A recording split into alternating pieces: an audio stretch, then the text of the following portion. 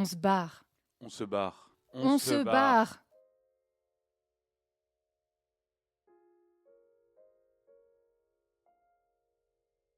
On se barre et on trouve une aide grâce à l'association Un abri qui sauve des vies.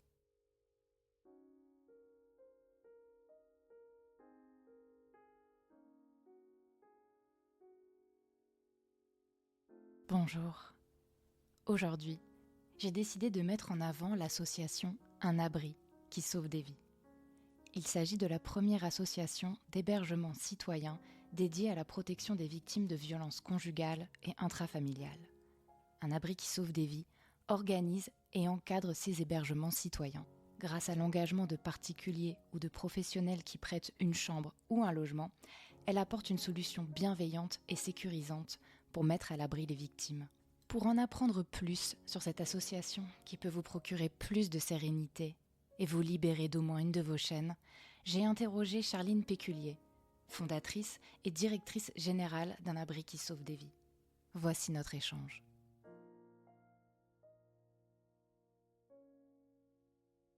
Un abri qui sauve des vies, c'est une association qui est née pendant le premier confinement, qui vise en fait à faire de l'hébergement citoyen pour les victimes de violences conjugales et intrafamiliales.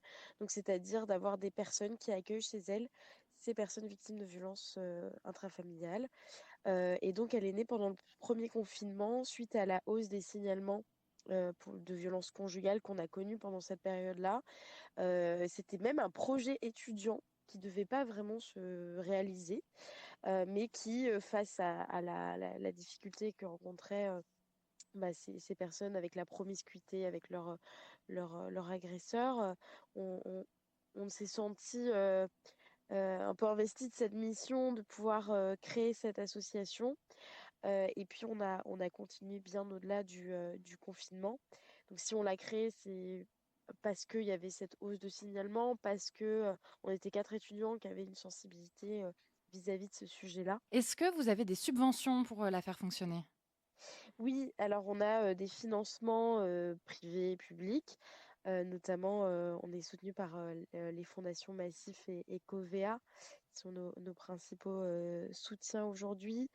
Et puis sur les subventions publiques, notamment la préfecture d'Île-de-France via la direction régionale des droits des femmes et de l'égalité. Quels sont les bienfaits de l'hébergement citoyen que vous défendez ? Alors, l'hébergement citoyen, à l'origine, ce qui est assez marquant, c'est que on était parti sur notre idée d'un abri qui sauve des vies, plutôt sur le modèle de ce qu'on faisait. Je ne sais pas si vous vous souvenez, mais pendant le premier confinement, il y avait les soignants qui avaient des difficultés, qui parfois habitaient assez loin de l'hôpital. Et donc, il y avait des personnes qui étaient parties de leur logement et qui laissaient leurs clés, leur appartement à un ou une soignante pour que la personne se rapproche de l'hôpital et puisse travailler plus facilement. Et on Mhm. s'est dit, mais il faut faire exactement la même chose. Il y a des logements vacants, les gens reviennent dans leur famille. Il faut faire la même chose pour les victimes de violences.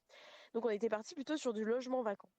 On n'était pas parti, enfin c'était de l'hébergement citoyen, mais à un niveau un petit peu différent de ce qu'on fait aujourd'hui. Et finalement, naturellement, les gens se sont inscrits plutôt en proposant une chambre, donc dans un logement où ils habitent déjà. Et on s'est dit, bah, continuons sur cette lancée, voyons un petit peu ce que ça donne. Aujourd'hui, c'est plus de 90% des propositions aujourd'hui des abritantes et des abritants, c'est plutôt une chambre et pas un logement vacant. Et on s'est dit testons et on a vu que c'était, enfin il y avait des bienfaits énormes. Déjà parce que la personne elle se retrouve pas isolée. Parfois, quand une personne quitte son domicile, est obligée de quitter son domicile pour se mettre en sécurité, elle peut se retrouver dans des conditions un peu difficiles, notamment des hôtels, ce qu'on appelle des hôtels sociaux, qui conventionnent avec l'État pour faire de l'hébergement d'urgence. Et cette situation, elle est complexe parce qu'on se retrouve seul, on ne peut pas se faire à manger parce que c'est un hôtel, on est souvent avec ses enfants, il y a un mélange de public. Enfin, tout ça fait que c'est très inconfortable. Et l'hébergement citoyen, finalement, il apporte quelque chose de lien social, d'humanité, qui parfois est absent du parcours d'hébergement d'urgence classique. Et ça permet du coup d'accélérer les démarches aussi, les démarches sociales pour pouvoir reconstruire sa vie. Ça permet de trouver du réconfort, de créer du lien. Enfin, ça a vraiment des bienfaits énormes, en tout cas de ce qu'on voit nous sur le terrain. Et on a très très peu, enfin quasiment jamais de retour à domicile chez l'agresseur une fois qu'il y a une cohabitation mise en place. Parce que, enfin sans doute pour les raisons que j'expliquais, que les personnes se sentent bien, qu'elles ont eu cette main tendue qui est venue à elles. Et donc, on est assez fiers que ça n'arrive quasiment jamais. Moins de 1%, ouais, c'est une fierté pour nous. Ça veut dire qu'on a du sens aussi d'exister. Est-ce que vous travaillez avec d'autres associations en partenariat? Oui, alors ça c'est essentiel à un abri qui sauve des vies, c'est de pouvoir être partenaire de structures d'aide aux victimes de manière très globale. Donc c'est en premier lieu les associations, mais pas que. Où en fait, nous, systématiquement, soit on a des personnes victimes de violences qui nous contactent en direct, et dans ce cas-là, on va rediriger vers des associations ou des travailleurs sociaux pour qu'il y ait un accompagnement qui soit mis en place.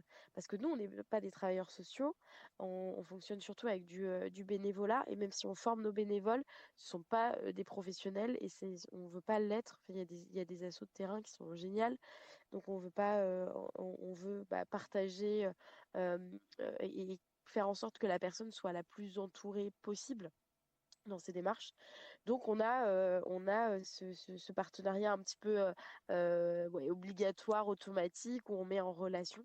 Et dans l'autre sens, nous, on se met à disposition des associations et des structures d'aide aux victimes. Donc ça va être des hôpitaux, il y a souvent des services d'assistants sociaux, de travailleurs sociaux dans les hôpitaux. Ça va être les commissariats, ça peut être les polices municipales, les CCAS, enfin plein de structures qui sont en lien avec des personnes victimes qui vont nous solliciter pour pouvoir aider des bénéficiaires qu'ils ont rencontrés. Donc c'est vraiment dans les deux sens. On est là, enfin un abri qui sauve des vies, c'est là pour répondre à un besoin, pouvoir s'insérer dans ce parcours du combattant et de pouvoir apporter un peu être le maillon de la chaîne dans ce parcours-là. Est-ce que vous agissez dans toute la France? Oui, alors un peu notre particularité, c'est que comme on est né pendant le premier confinement, on a démarré à distance, on travaille toujours à distance. Alors les outils nous permettent, les outils numériques aujourd'hui nous permettent vraiment d'agir et d'encadrer les choses, mais à distance. Euh, et bah on s'est pas posé, enfin on s'est posé la question évidemment de la géographie et où on allait se développer, mais on s'est dit bah c'est à distance, faisons-le dans toute la France. Sauf que évidemment on n'avait pas pensé à l'après et à toute la partie développement d'une association qui demande beaucoup beaucoup de travail et qui est quasi impossible à faire en national.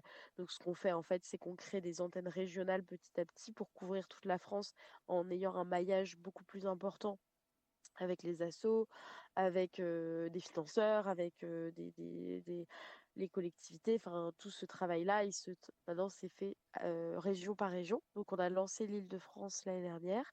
On lance cette année, enfin, on a lancé les Hauts-de-France, on lance aussi la Normandie, et puis on lance les Pays de la Loire. Comment on peut vous rejoindre en tant que personne qui accueille une victime? Alors, l'inscription, elle est assez simple. C'est sur le site d'un abri qui sauve des vies, donc un abri qui sauve des vies.fr. Et ça permet, enfin, c'est assez facile hein, l'inscription. Après, nous, on a nos process de vérification, d'entretien aussi, de motivation qui se font après. Mais en tout cas, l'inscription, elle est assez simple. Et sur un peu les critères, on va dire, si on peut appeler ça comme ça, bon, l'idée c'est de faire un accueil citoyen qui soit bienveillant, évidemment, dans le respect mutuel, ça c'est fondamental, c'est de le faire pour ces raisons-là. Et puis de pouvoir proposer un logement, enfin pas forcément un logement entier, hein, ce qu'on disait plutôt une chambre, voire un canapé lit sur quelques nuitées, ça peut se faire. Tout ça, on le regarde au cas par cas, qui soit enfin, meublé, propre, enfin, qui ait évidemment toutes les commodités pour que la personne puisse se sentir bien. Et puis après, tout ce qui est un peu l'opérationnel, nourriture, nourriture, comment ça se passe, les draps, toutes les choses très, très, très, très terrain pour le coup. On voit ça au cas par cas après pour chaque hébergement. Du coup, vous donnez, des aides, financières ou pas à ceux qui vont, héberger? Alors l'accueil en lui-même, l'hébergement en lui-même, c'est à titre gratuit. Ça, c'est très important. C'est à titre gratuit, ce qui permet aussi d'ailleurs aux personnes qui sont locataires de pouvoir accueillir aussi. Il n'y a pas besoin d'être propriétaire de son logement, ce qui est quand même assez important, parce en fait, on héberge qui on veut. On héberge un ami, une amie, comme on veut. Bah, là, c'est un peu le même principe, parce qu'il n'y a pas il n'y a pas besoin de demander une autorisation, parce qu'il n'y a pas de sous-location, il n'y a pas d'argent, il y a pas, on fait pas du profit là-dessus. En revanche, au prorata de ce qui peut être dépensé au niveau eau, électricité, nourriture, tout ça, nous, l'association peut apporter une aide, un remboursement en fait sur présentation de facture. Donc ça se discute avec l'association. Mais on part quand même du principe que les personnes hébergées, elles sont autonomes sur la partie nourriture, produits d'hygiène, ce genre de choses. Et donc c'est plutôt l'association qui va aider la personne hébergée quand elle n'a pas de ressources, aider directement ou via d'autres associations, plutôt que de demander aux abritants. Mais ça dépend vraiment des cas. Il y a des abritants qui ont envie de le faire. Enfin, c'est très différent d'un hébergement à l'autre. Est-ce qu'il y a des choses à bien avoir en tête avant d'accueillir une victime chez soi? Est-ce qu'il y a des choses que vous leur demandez ou est-ce que vous les briefez avant? Dites-moi. Oui, il y a un échange avant. Donc, on essaye de pouvoir aussi sentir si la personne qui accueille euh, est en capacité de le faire émotionnellement. Ça, c'est important. C'est quelque chose de difficile à évaluer. Ça, c'est toujours un échange. Nous, on essaie enfin, il y a toujours une bénévole référente qui permet d'accompagner sur la partie hébergement pour l'abritante, pour échanger, savoir si tout se passe bien, si, voilà. Mais voilà, il faut essayer de regarder ça. Et puis, ce qui est important, c'est de se dire que son rôle, il s'arrête à vraiment l'accueil et à l'humain, et pas tellement, et surtout pas d'ailleurs s'investir d'une mission au-delà de sa mission d'accueil, qui va, par exemple, ça va être, je vais l'accompagner dans ses démarches, je vais l'aider à faire le papier, je vais aller lui acheter des choses. Tout ça, c'est des choses qui sont, c'est une limite à essayer de ne pas dépasser, parce que euh, se surinvestir, ça peut donner des situations difficiles pour soi-même, hein, parce que après, on a cette charge mentale. Enfin, il y a vraiment tout un. Il y a des professionnels et il faut compter sur eux pour pouvoir faire cette partie-là qui n'incombe pas du tout aux abritants. Il faut savoir mettre forcément, des limites et puis surtout on n'est pas des sauveurs, ne pas tomber dans Exactement. ce piège-là. Quand on est victime, comment on s'oriente vers vous? Alors, on a une permanence téléphonique 24 heures sur 24, 7 jours sur 7. Qui est le 09 77 42 59 20. Donc c'est une permanence téléphonique qui est tenue par des bénévoles qui sont formés, qui est une permanence qui permet de solliciter une demande d'hébergement. Donc c'est soit les structures d'aide aux victimes qui nous contactent, soit les personnes victimes en direct. Il y a aussi un formulaire sur le site internet pour demander un abri si jamais il n'y a pas de possibilité de nous appeler. Par exemple, bah, si l'agresseur est dans les parages et qu'on a peur d'appeler, de se faire surprendre, on peut passer par le formulaire qui permet aussi de dire à quels horaires on est disponible, tout ça. Et puis on a aussi un formulaire d'orientation qui est là spécifique aux structures, qui est disponible sur notre site internet aussi. Oui, parce que je suppose que, bah, parfois il y a des personnes qui sont extraits, même de leur région, enfin qui s'en vont, donc là il faut essayer de gérer, c'est ça un peu?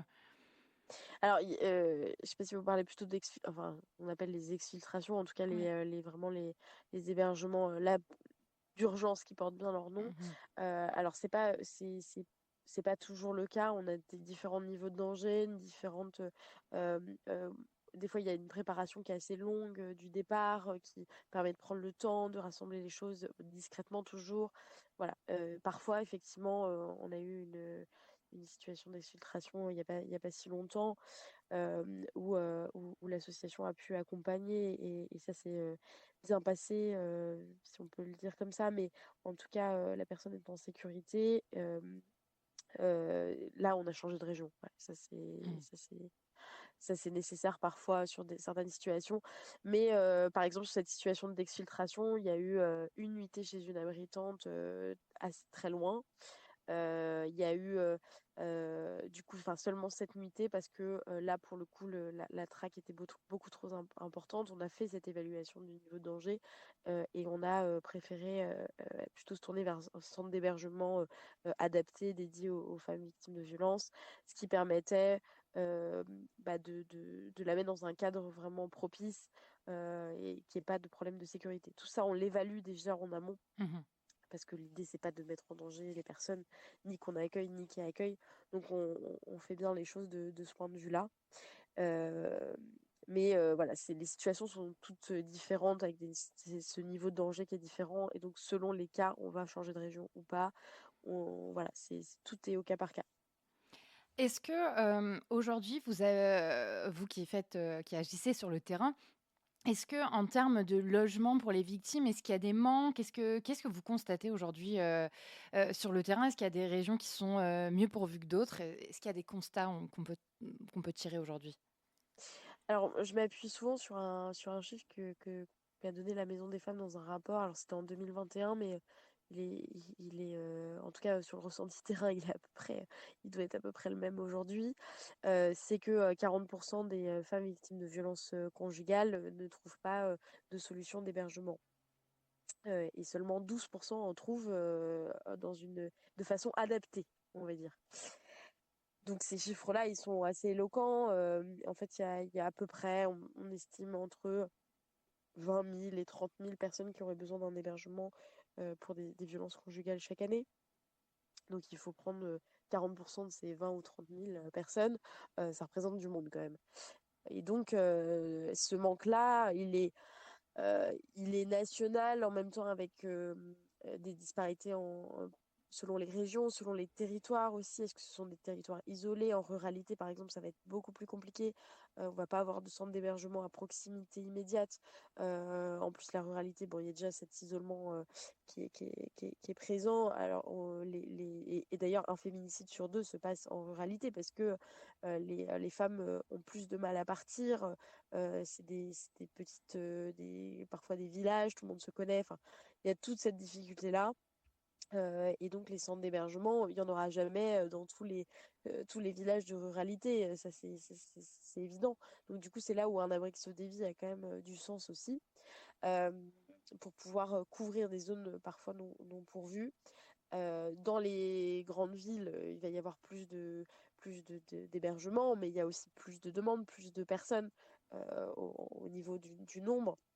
Il va y avoir, enfin, je sais que les Hauts-de-France, c'est une région très particulière, qui est au-dessus de la moyenne nationale en nombre de victimes de violences.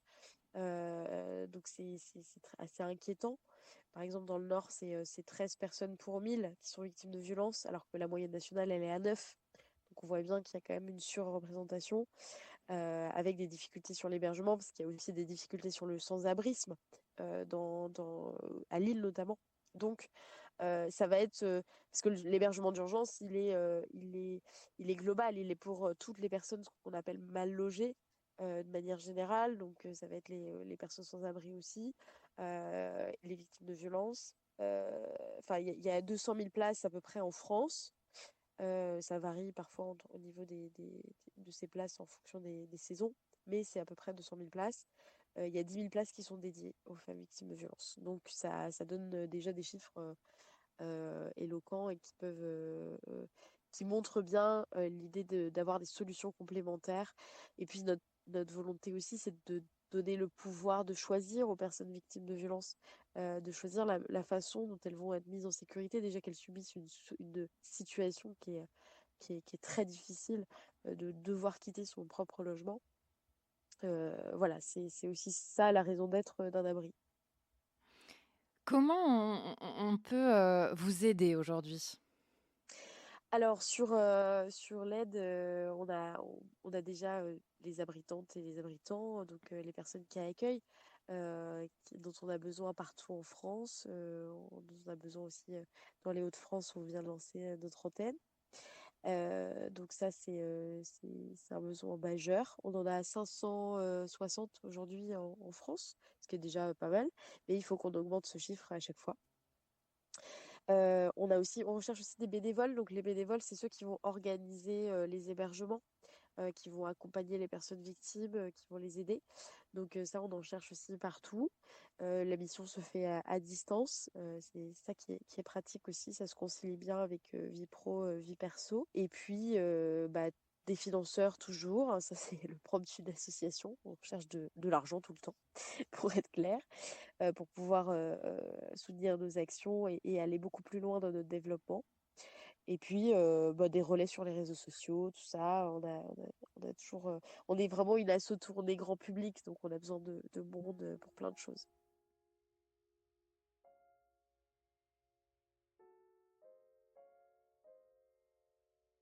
Pour finir, je voudrais dire un grand merci et un grand bravo à Charline et à ses équipes. Merci pour cette main tendue. Petit rappel, avant de conclure, leur site c'est unabriquisauvedesvies.fr. Leur numéro, le 09 77 42 59 20.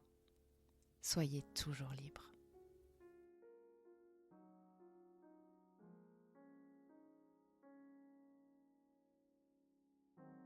On se barre. On se barre. On se barre.